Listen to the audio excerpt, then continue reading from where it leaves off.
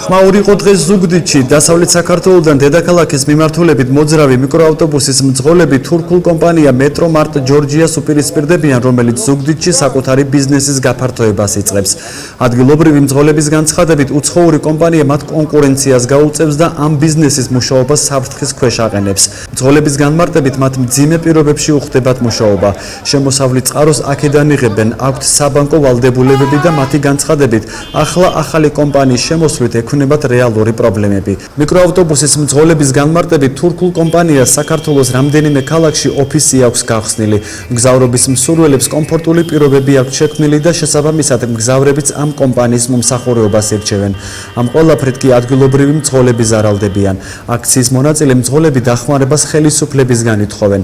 სწორედ ამ მიზნით მათ დღეს ზუგდიდის ავტოსადგურის ტერიტორიაზე აქცია გამართეს. ჩვენ ვითხოვთ ყველანაირ ორგანიზაციასთან, ტრანსპორტის სამინისტროდან დაწყებული მთელ საქართველოს ვთხოვთ, რომ მოგვაქციონ ყურადღება. ჩვენ გვამუშავ ამდენი წელია, წეღან აღვნიშნე და კიდე იმას ვიტყვი, რომ 32 წელია ამ სადგურზე დავბერდი და ჩვენ უნდა გავიდეთ აქედან და შემოვიდეს თურქული კომპანია. არა ეს მიზანშეწონილი, ჩვენ არც ერთ ვარიანტში იმის ძალა გაგვაჩნია, რომ ცოცხალი თავით ამას არ დავთმოთ. ვერ შემოუშვებთ, ფიზიკურად ვერ შემოუშვებთ, არ შემოუშვებთ და ვერ შემოუშვებთ, ჩვენ ვერ ვიზამთ ამას. იმიტომ რომ ჩვენს უკან ოჯახები დგას, ჩვენს უკან ხალხი დგას, ბავშვები ყავს და ვარჩენთ რაღაც ლუკმატურს. ვითხოვთ იმას, რომ შეამოწმოთ ჩვენი რა დონის კომფორტი გვაქვს დღეს ჩვენ. იყო საჭირო მანქანები გამოიწვა ხალხმა, იმიტომ რომ ყოფილიყო კომფორტი და დღეს მიუხედავად ამ კომფორტის მერე თურქი უნდა შემოვიდეს ჩვენ მიწასყარზე და თურქმა უნდა იმუშაოს ჩვენ მე წავიდეს სახში, ხო? ასე არ მოხდება. ავტოსადგურიდან მიკროავტობუსის მძღოლებმა ზუგდიდის მუნიციპალიტეტის მერიის შენობის წინ გადაინაცვლეს. აღნიშნულ ტერიტორიამდე ისინი პროტესტის ნიშნავს საყვირებით მივიდნენ. მათი განცხადებით თავიანთი უფლებებისთვის ბრძოლას გააგრძელებენ. ზუგდიდის მერიიდან აქციის მონაწილეებს არავინ გამოხმაურებია. ნუ დაგვტოვებს ის ვიღაცაა ჩვენთვის. ნამდვილად ვიღაცა არის, ჩემთვისა და თქვენთვისაც და ყველასთვის. ის კაცი ჩვენ შავპურს რო ვჭამ დღესა და ჩემი შვილები და შვილიშვილები შავპურს რო ვჭამს, იმას მართმევს მე ის ვიღაცა თურქი. ჩვენ ვაპროტესტებთ თურქების შემოსვლას. აი ჩვენ ლუკმაპური უნდა წაიღოს ჩვენი ორი კაპიკი თურქმა ჩვენ ქვეყანაში.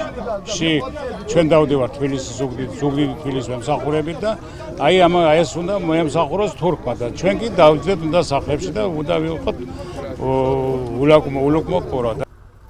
მოგვიანებით მერიის ტერიტორიიდან მიკროავტობუსის მძღოლებმა ზუგდიდში სვანური კოშკის ტერიტორიაზე გადაინაცვლეს, სადაც თურქულმა კომპანია მეტრომარტ ჯორჯიამ ახალი ავტოსადგომების მშენებლობა დაიწყო.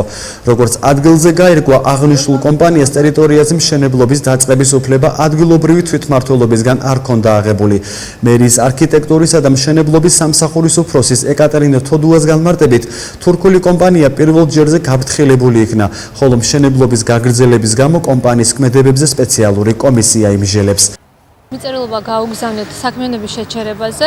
შეაჩერა გარკვეული რამოდენიმე დღით საქმიანობა, თუმცა დღეს ისევ განაგრძელდა შესაბამისად ხვალ უკვე გაეგზავნება ცნობა და უწყება ადმინისტრაციული სამართალდარღვევის საქმის განხილვის შესახებ.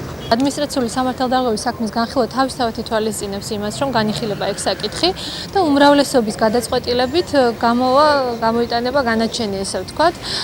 ეს იქნება დაჯარიმდეს და მოხდეს დემონტაჟი, დაჯარიმდეს და მოხდეს ლეგალიზაცია და პროდუქტის უსაფრთხოებისა და თავისუფალი მოქცევის კოდექსის მუხლი 53, ეს არის უნებართო მშენებლობა, წარმოება, დემონტაჟი და რეკონსტრუქცია ითვალისწინებს 3000 ლარიან ჯარიმას ქალაქის ტერიტორიაზე.